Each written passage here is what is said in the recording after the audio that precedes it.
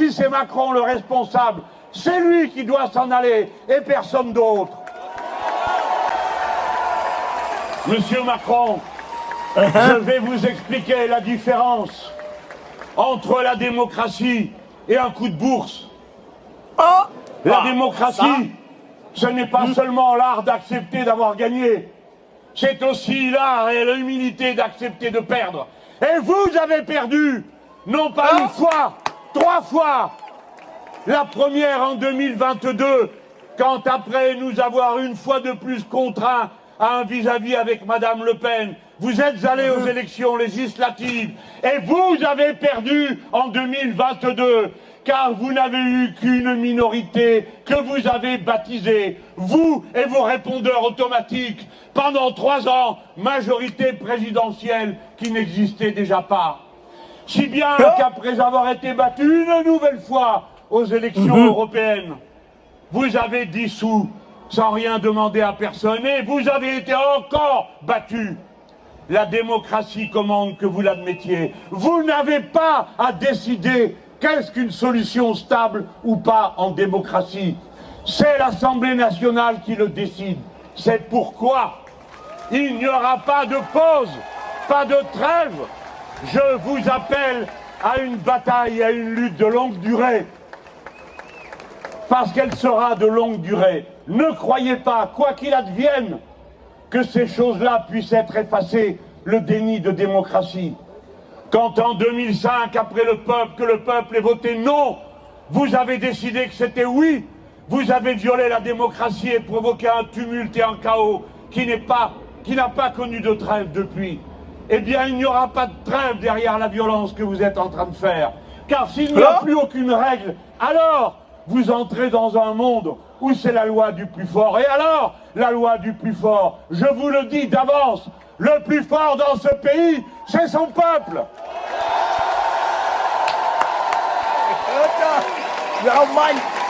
Ce n'est pas à lui de décider qu'est-ce qu'un gouvernement stable. Il aurait dû nommer Lucie Castet, notre candidate première ministre.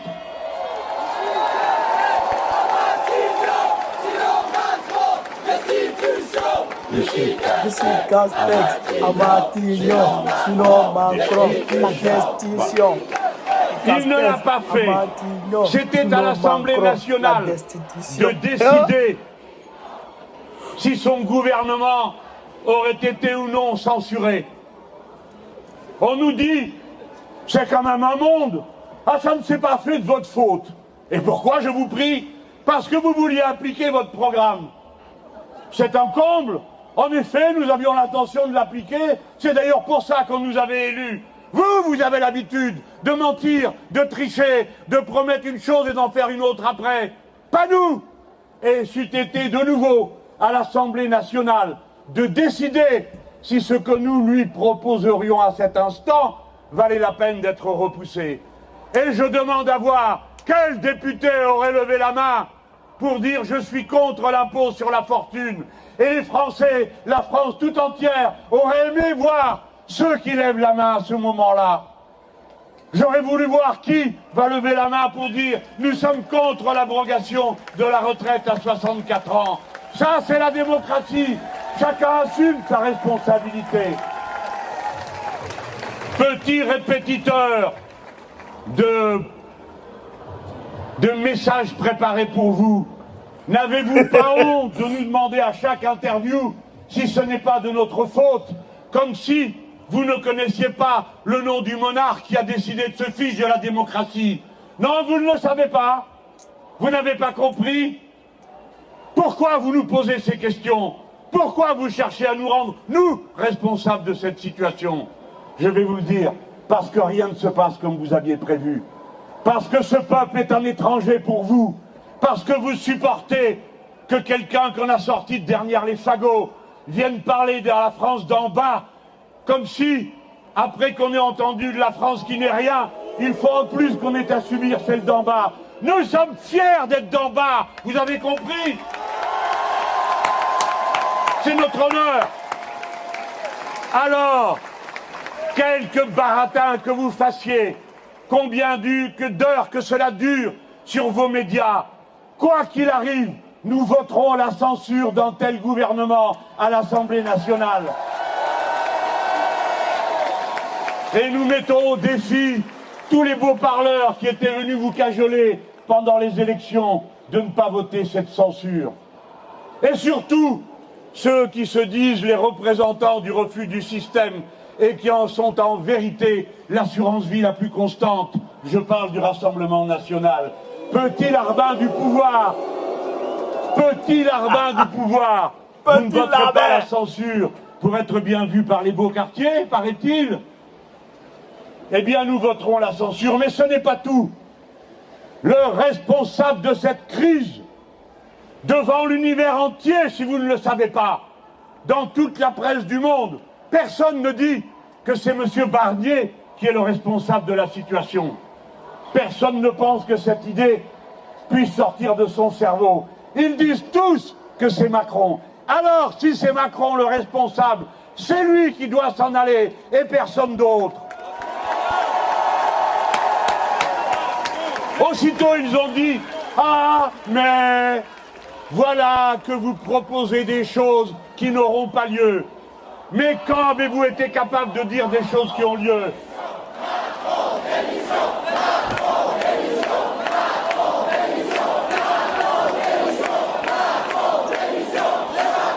Voilà le slogan que dorénavant, à chaque occasion et quel que soit le sujet, nous crierons dans les rues.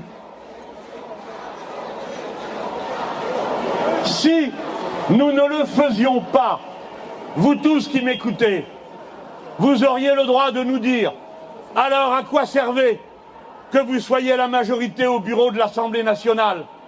À quoi cela aurait-il servi qu'on vote pour vous? Vous avez voté pour nous et par conséquent, nous appliquerons le mandat que vous nous avez donné en nous débarrassant de tous ceux qui veulent nous en empêcher. Voilà ce que nous faisons. Et je mets en garde les petits malins, les beaux esprits qui sur les plateaux cancanent et blatèrent. Si vous nous dites que ça sert à rien d'utiliser les institutions, ce que la loi permet pour atteindre un objectif, si vous nous dites que ça sert à rien qu'il y a un article 68 de la Constitution, dites-nous quel autre article nous pouvons utiliser pour dire au monarque de s'en aller parce qu'il a violé son mandat, c'est-à-dire la première des lois de ce mandat. En France, le peuple est souverain. Dites-nous, ou alors dites-nous que vous nous appelez à faire des barricades. Dites-nous que vous nous appelez à désobéir matin, midi et soir à toute loi et tout règlement. Nous respectons les formes, nous, parce que la forme, comme disait le poète, c'est du fond qui remonte à la surface. Il faut respecter la forme qui est donnée à la démocratie, parce que c'est le canal par lequel passe la volonté populaire. Sans cette forme, nous serions une force brute, aveugle, incapable de se diriger. C'est parce que nous mettons en avant l'article 68 de la Constitution que nous sommes légitimes à lui dire « va-t'en » et nous attendons de voir qui va lui dire de rester. À tout le moins, si cela se produisait, vous tous, quel que soit votre avis à cet instant, y compris sur moi, tous, vous saurez en tout cas pour qui vous ne voterez jamais. Ceux qui auront permis à Macron de rester doivent être chassés de vos cœurs et de vos esprits pour toujours, quel que soit votre avis politique par ailleurs. La destitution est la grande cause républicaine de ce moment. Que penseriez-vous de nous si nous venons vous dire il fait un coup de force et ensuite on dit à propos qu'est-ce qu'on mange ce soir? La question qui est posée est de savoir si le peuple français, tel qu'il est, a une réserve suffisante de dignité pour refuser d'être traité de cette manière-là. Devant le monde entier qui nous regarde, nous disons que le peuple français est celui des rébellions et qu'il est entré en révolution. Le peuple français en révolution. Destitution sur Macron. Destitution. Le peuple français a décidé de destituer Macron. en vertu de l'article 68 de la Constitution française. Ils vont le destituer. Ils vont le censurer et le destituer par la suite. Camarade peu d'Afrique, on vous a dit, Macron c'est un petit putschiste. La Constitution dit, fais ça et il fait une autre chose. Donc les mélangeants là, ils sont prêts. Ils vont censurer son gouvernement là. Le gouvernement a tombé. La France sera dans une crise politique. Ils vont lancer la décision. Il y a des pétitions même qu'ils ont déjà lancées. Hein. Il y a des pétitions qu'ils ont déjà lancées qui ont atteint les 200 000 signatures, les 1 million de signatures. Ils ont lancé beaucoup de pétitions pour destituer Macron. C'est chose sur lui. Hein. D'ailleurs, la Castex, comment il dit Castex encore, merde. Michel Barnier est en train de tout faire pour aller chercher un ministre chez Mélenchon, un ministre chez Marine Le Pen, un ministre chez Lola, lui là, un ministre. Il est en train de chercher des ministres partout. Mais les Mélenchons là, le nouveau Front Populaire, le NFP, eux, ils ne sont pas dedans. Marine Le Pen aussi ne veut pas donner ministre. C'est gardé sur le petit Borac, il sera destitué. C'est-à-dire qu'il suffit juste que pour une fois dans leur vie, Marine Le Pen et puis Mélenchon disent on est d'accord sur ce point. Nos avis convergent sur ce point. Et puis Macron tombe bois. Ah bâtard, ouais. Mais la France ne peut pas bouger. La France ne peut pas bouger. Est-ce que vous comprenez ça? Donc, actuellement là, les Mélenchons sont en train de tout faire. Et il a dit, hein, c'est une lutte qui va durer dans le temps. Même s'ils font tomber le ministre qui va, le ministre qui est là, Michel Barnier qui est là, même s'ils le font tomber, et que Macron nomme un autre qui n'est pas de leur goût, ils vont le faire tomber encore. À ce moment, la France ne bouge pas. Macron est obligé de remettre en cause, de remettre en jeu sa présidence. S'il a remis en jeu,